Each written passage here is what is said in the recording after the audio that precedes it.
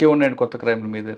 Other స్టేట్స్‌వి చేసినవి కూడా మేము చాలా డిటెక్ట్ చేసామండి. అదర్ స్టేట్స్ నుంచి లైక్ కంచరపాలెం ఏరియాలో ఒకే గ్యాంగ్ 17 అఫెన్సెస్ చేశారు. కంచరపాలెం లిమిట్స్‌లోనే వరుసగా అఫెన్సెస్ చేశాం. వాళ్ళని వెస్ట్ బెంగాల్ వెళ్ళి తీసుకొచ్చాం.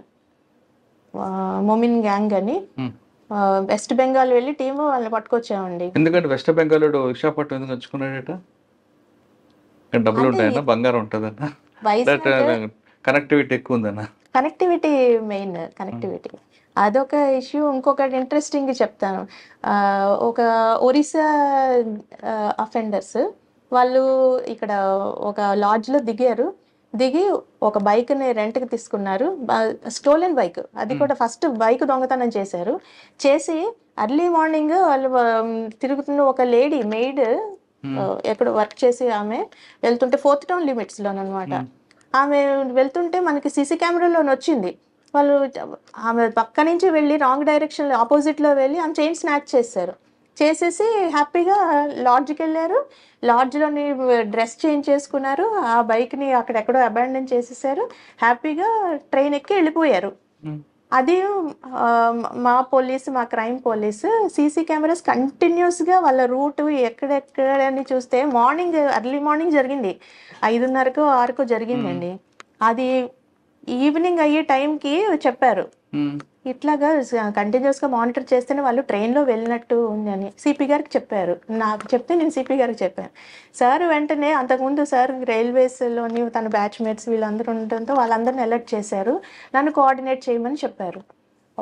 అయితే ఫస్ట్ సమతా ఎక్స్ప్రెస్ అనుకున్నాం. సమతాకి వెళ్ళి ఉంటారు వీళ్ళు.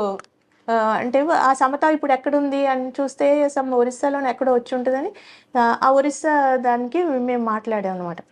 సమతాకి ట్రాక్ చేస్తున్నాం మేము, ఎందుకంటే ప్యారలల్గా మేము లొకేషన్ కూడా తీసుకున్నాం. వాళ్ళ ఫోన్ నెంబర్స్ హోటల్లో దిగారు కదా, అక్కడ వాళ్ళ ఆధార్ కార్డు ఇవన్నీ అప్పటికే కలెక్ట్ చేసాం. కానీ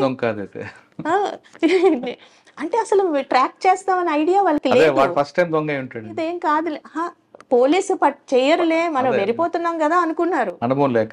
అనుకున్నారు. అయితే సమతా ఎక్స్ప్రెస్ని మేము ట్రాక్ చేస్తున్నాం. ఇది వెళ్తుంది. అది చూస్తేనేమో టైమింగ్ ఏదో చేంజ్ వచ్చింది. మళ్ళాను ఈ సమత కావాలి అనేసి మళ్ళీ కాదు, హీరాకుడ్ ఎక్స్ప్రెస్ కాదు, ఇంకొక ట్రైన్ అనుకున్నాం. అది కూడా కాదు. ఇంకా ఫైనల్గా హీరాకుడ్ ఎక్స్ప్రెస్ మ్యాచ్ అవుతుంది అనమాట. వాళ్ళ లొకేషన్, ఆ ఫోన్ లొకేషన్ బట్టి ట్రైన్ లొకేషన్ కూడా మ్యాచ్ అవ్వాలి కదా.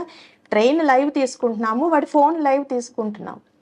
తీస్తే కరెక్ట్గా హీరాకుడ్ జార్సుగూడలో ఎంతమంది, ఒక 20 మంది కావాలి. ఒరిస్సా పోలీసు, రైల్వే పోలీసు అందరితో కోఆర్డినేట్ చేసే జార్సుగూడలో ట్రైన్లోని అక్కడ రైల్వే పోలీసు కూడా హెల్ప్ తోటి అక్కడ పట్టామండి.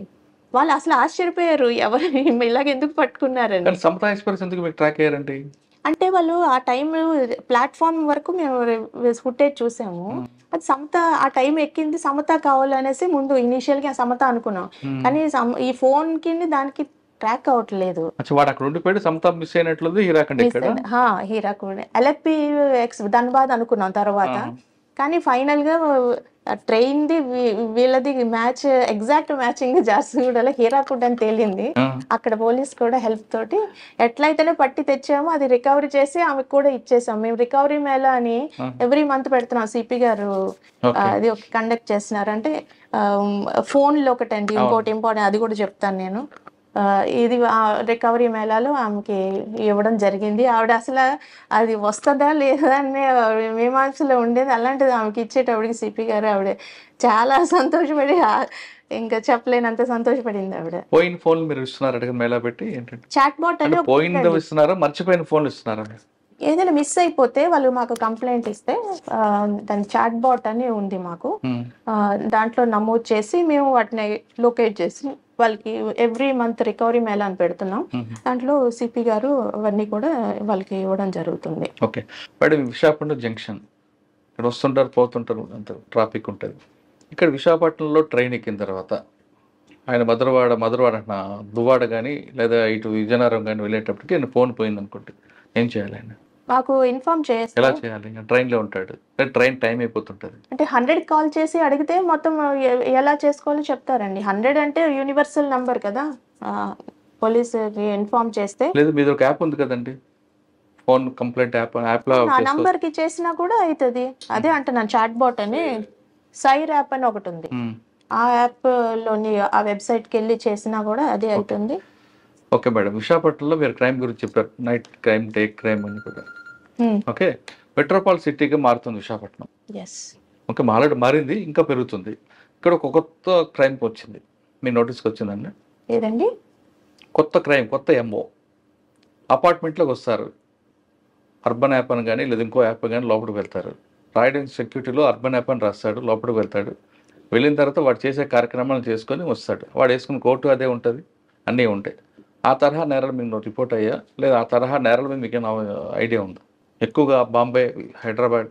అంటే మాకు బీహార్, బాంబే గ్యాంగ్ ఒకటైతే దొరికింది. ఇలాగే అపార్ట్మెంట్స్లోని వెళ్ళి వాడు రెక్కీ చేస్తున్నాడు, పట్టుకున్నాం రీసెంట్గా. అంటే ఇప్పుడు కొత్తగా వచ్చేది ఏంటంటే యాప్స్లో వెళ్తున్నారు ఎవరైతే వస్తున్నారో, సెక్యూరిటీ వాళ్ళు కరెక్ట్గా వాళ్ళు క్రాస్ చెక్ చేయకుండా పంపిస్తున్నారు.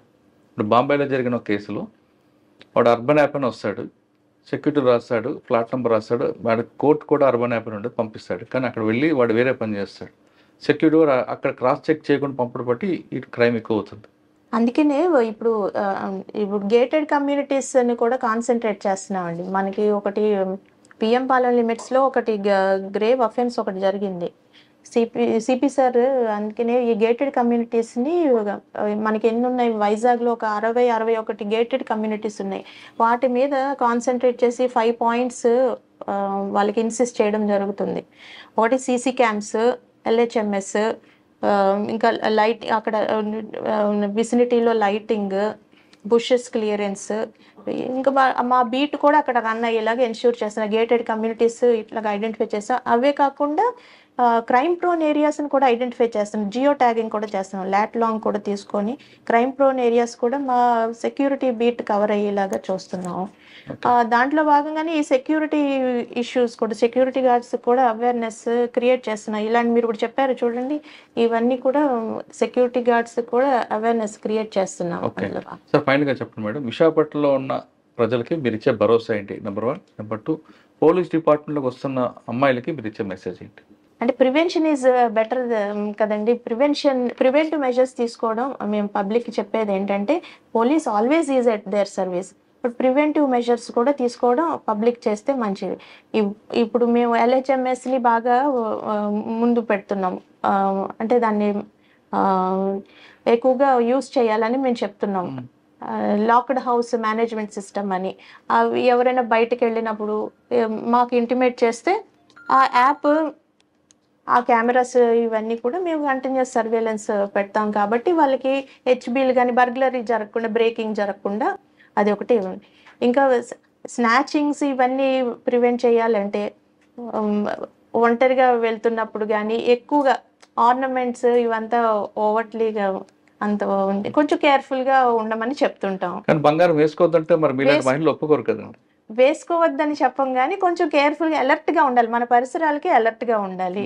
డార్క్ ఏరియాస్ ఉన్నప్పుడు అందుకనే మేము ప్యారలల్గా ఈ లైటింగ్ ఇవన్నీ ఇంప్రూవ్ చేయడానికి కూడా జీవీఎంసీ అథారిటీస్తో కూడా సిపి గారు మాట్లాడుతున్నారు. సో అవి చేస్తున్నాం. బంగారం ఎక్కువ వేసుకున్న చీరకు మొత్తం కప్పుకుంటే ఏ ప్రాబ్లం ఉండదేమో కదండి.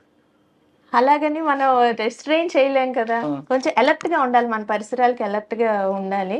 ఏమైనా ప్రాబ్లం వస్తే ఇమీడియట్గా పోలీస్కి ఇన్ఫార్మ్ చేయాలని కూడా అంటున్నాం. ఓకే, ఇంకా అమ్మాయిల గురించి మెసేజ్ చెప్పండి. అమ్మాయిలు మనం ఎవరికి తీసిపోమని ఒకటి, మనల్ని మనం నమ్మాలి.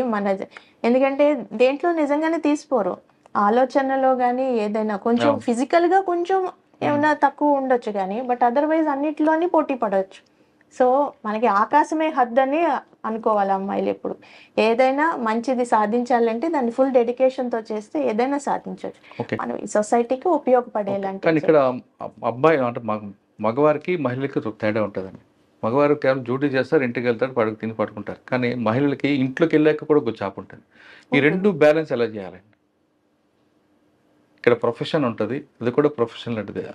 అత్తగారు, భర్త, పిల్లలు ఎలా చేయాలంటే అది న్యాచురల్ గానే మహిళలకి అది గాడ్ గిఫ్ట్, అలవాటైపోతుంటారు. అది చేయగలుగుతారు అంతే. ఓర్పు వస్తుంది ఆ అంటారు. ఓపిక వస్తుంది, చేస్తున్నారు, అందుకనే మహిళలు రాణించగలుగుతున్నారు, అది చేస్తూనే రాణిస్తున్నారు. కానీ ఇక్కడికి వచ్చిన తర్వాత పిల్లలతో టైం కానీ పిల్లల పుట్టినరోజు పండుగలు ఎస్, ఇవన్నీ అది దూరం అది అవుతుంటాం అది కదా, కొంచెం, త్యాగాలు చేయాల్సి అది వస్తుంది. ఫ్యామిలీ సఫర్ అవ్వడం అయితే వాస్తవం, దాన్ని ఇంకా మనం డినై చేయటానికి లేదు.